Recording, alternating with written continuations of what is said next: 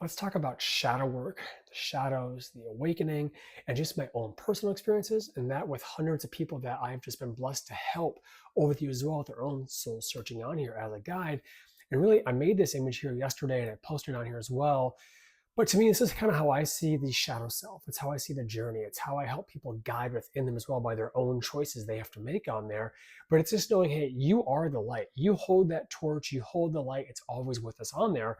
But you have to make the choice to look into that mirror, to look past the illusions, to look past the veil of what's called Maya on there, and really say, am I ready to go deep within? And that's when you have to actually break part of that glass or break the illusion with the lightning coming down straight on through there. And that's why you notice deep within here too, there's little roots that are coming out. So we have to get to the root, but not only to the root, beneath the root into that void.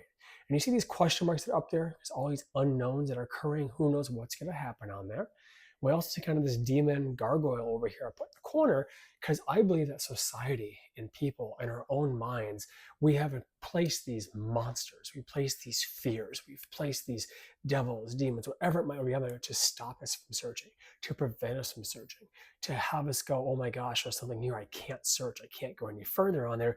But again, those are all just there to really see how much you're truly ready to go past that, how much you yourself truly want to make those choices.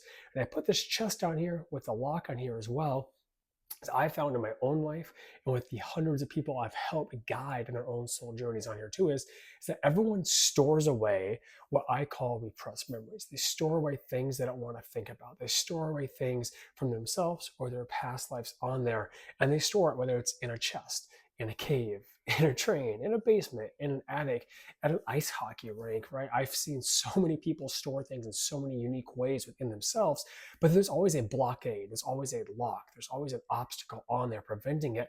And so many people are just so afraid of opening that because they don't want to remember all that. They don't want to acknowledge all that. They don't want to bring all self-awareness to all of that. But the only way you can truly have that profound light hit you for that reawakening on there is we have to go through the glass. We have to go past those demons, those monsters. We have to open up that chest by choice. And even here as a guide, I cannot open the chest for you. As a guide, I will not open the chest for you because you have to make that choice to open your own chest.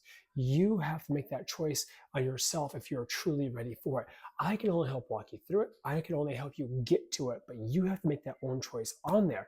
And once that is opened, it will become profoundly emotional, profoundly difficult at times. However, I promise you, and it's so, so beautiful that once you've opened that, and once you've worked